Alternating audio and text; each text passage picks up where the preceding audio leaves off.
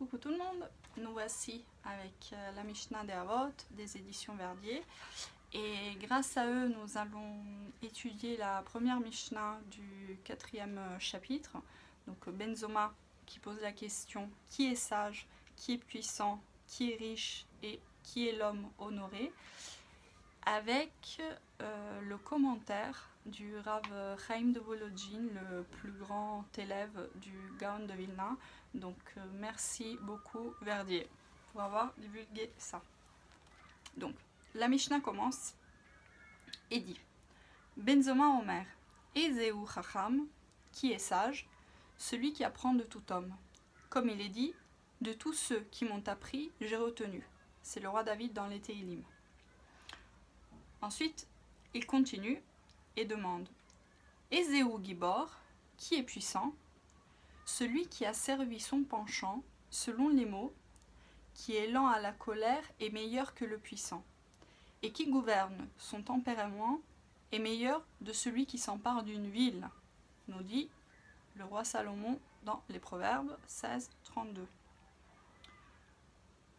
Donc, Benzoma, il continue et demande Ezeu Achir, qui est riche, celui qui se réjouit de sa part. Comme il est dit, lorsque tu te nourris du labeur de tes mains, c'est un bonheur pour toi et un bien pour toi. C'est dans les psaumes. C'est un bonheur pour toi dans ce monde et c'est un bien pour toi dans le Olam Haba. Et enfin, la dernière question.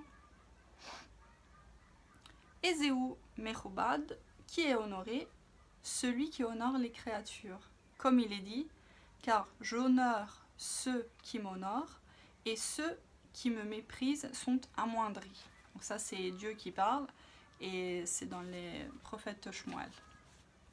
Alors, voici ce que nous dit le Rav Chaim de Volodjin.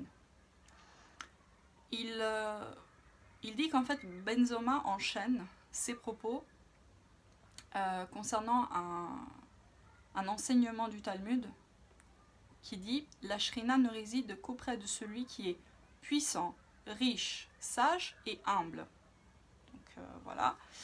Il y a des considérations sur le fait que l'homme ne vient que est originaire d'une goutte poutride, sur le fait que lorsque il y a une union, la sémence est amenée devant un Kadosh Baruch Hu, et si une vie doit naître, tout va être décidé. Est-ce qu'il sera riche, pauvre, combien d'enfants il aura, où il résidera, qui seront ses parents. Il y a énormément de critères. Il y a une seule chose qui dépendra de l'homme, c'est est-ce qu'il sera un serviteur d'Hachem ou pas, est-ce qu'il servira les forces du bien ou les forces du mal. Ça dépend de l'homme. Donc, là, on nous dit que le mérite d'être la résidence de la Shekhinah n'est dû qu'à l'humilité. Et donc tous les avantages de ce monde sont inclus dans la sagesse, la puissance et la richesse. Mais ces trois avantages ne sont pas en eux-mêmes nécessaires à l'humilité.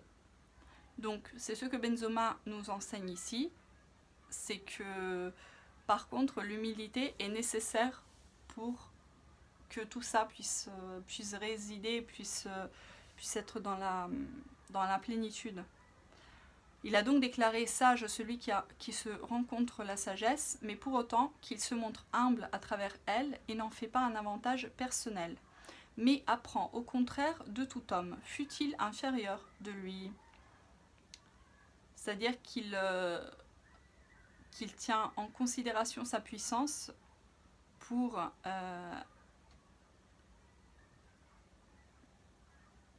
disons sans être fort, bête et méchant. C'est-à-dire pour ne pas écraser les autres et les gens qui sont plus faibles pour lui. Et là, nous allons voir une chose importante sur qui est sage, car le traité Brachot, toujours dans le Talmud 55a, nous dit Akadosh Baruch Hu, Dieu ne donne la sagesse qu'à celui qui a la sagesse en lui. Et même le prophète Daniel nous dit il donne la sagesse aux sages. Donc, nous avons nous savons qu'a priori pour étudier la Torah, il faut que nous fassions du vide en nous, de tout ce que nous avons appris avant ou même en général, pour qu'un conteneur puisse recevoir quelque chose, bah, il faut de la place. Tandis que Akadosh Baruch Hu, il dit le contraire. Si le récipient n'a pas déjà une sagesse à l'intérieur, je ne vais pas y ajouter de la sagesse. Donc, comment ça se fait? Parce que du coup, c'est un chien qui enfin, on tourne en rond. Ça signifie qu'il y aura une partie de l'humanité qui aura accès à la sagesse et une autre qui ne l'aura pas. Ça signifie que la sagesse reste toujours au sein des mêmes personnes. Donc il faut comprendre quels sont les critères. Et là, le traité Shabbat nous dit que Hachem donne la sagesse uniquement à ceux qui ont la crainte des cieux. C'est-à-dire qu'on peut apprendre on peut apprendre des choses par cœur, mais que la sagesse doit vraiment être sage, être chacham. C'est pas apprendre les choses par cœur, mais vraiment les vivre. Et d'ailleurs, c'est la seule chose qu'il demande, et on le trouve dans la Torah, dans Devarim, Deutéronome 10-12, où il dit « Maintenant, Israël, ce que l'Éternel ton Dieu te demande, ce n'est que de le craindre. Ayez la crainte des cieux, et le reste, vous inquiétez pas, que ça viendra. » Il y a différentes citations, mais l'enseignement qui revient, c'est « Reshit Chochma Irat Shamayim ». Le début de la sagesse, c'est la crainte du ciel. Voilà. Donc, où est notre libre arbitre? Puisque la liberté est donnée aux hommes de prendre le mal en dégoût et de choisir le bien, parallèlement à prendre sur eux tous les commandements de l'Éternel et pas uniquement la crainte. Donc, il gratifie un homme de connaissance et d'entendement afin qu'il comprenne la Torah. Tel est le propos des sages, selon lequel Dieu ne donne la sagesse qu'à celui qui a en lui la sagesse, car crainte est aussi nommée sagesse. Et c'est pourquoi l'on dit aussi que seul un réceptacle plein peut recevoir quelque chose, tandis qu'un réceptacle vide ne peut pas le recevoir. Et sans la crainte de Dieu, la sagesse n'existe pas. C'est dans ce sens que la Mishnah demande qui est sage. Car cette crainte nécessaire est la honte que l'homme peut ressentir d'être un être fini. Et c'est cette humilité qui fera en sorte qu'il puisse apprendre de n'importe qui. Parce que vu que la sagesse est en lien avec la Hirat Shamayim, nous pouvons être une personne qui a des qualités intellectuelles extraordinaires, mais sans beaucoup de crainte du ciel, et donc pouvoir apprendre des trésors à des gens qui ont moins de, disons, connaissances, voilà, moins de livres et de tout ça, mais peut-être leur crainte du ciel est tellement forte qu'une seule ligne leur suffit pour trouver des trésors. D'ailleurs, le Gaon de Vilna, il disait que toute la Torah peut se trouver dans le premier verset, Bereshit, Bara Elohim et Hashamayim et Haaretz. Il disait aussi que toute la Torah est inclue dans Bereshit, qu'on peut trouver toute la Torah dans la première lettre, dans le Bet, et aussi dans le point qui est au centre du Bet. Donc, vous voyez, c'est ce qu'il nous dit. Et c'est pour ça que le roi David aussi, lui-même, il dit « De tous ceux qui m'ont appris, j'ai retenu, car tes témoignages sont pour moi parlants. »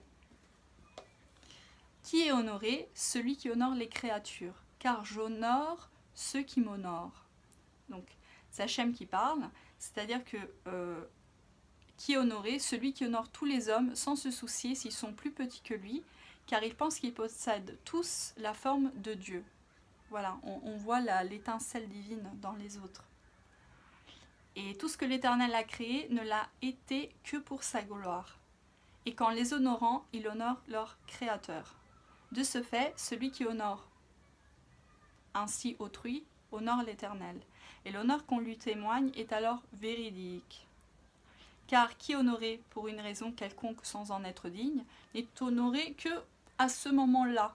Disons, on va vous remettre un génial certificat devant cette cérémonie. ça sera que à ce moment-là. D'ailleurs, c'est pour ça aussi que certaines personnes âgées, qui donc ont cette fameuse chevelure blanche, si ils n'ont pas réussi à toucher la réelle Torah, ils vont passer leur temps à parler de ceux qu'ils ont accomplis, des honneurs que un certain groupe, certains hommes, à un certain moment donné de l'histoire, lui ont donné. Mais ils voient très bien que au jour d'aujourd'hui, c'est pas, ça ne tient pas. Car au moment où il reçoit des témoignages d'honneur, veut-il résigner sa dignité ou la transmettre à un autre, il ne lui reste plus rien. Voilà. Bon, ça c'était... voilà. Merci Verdier.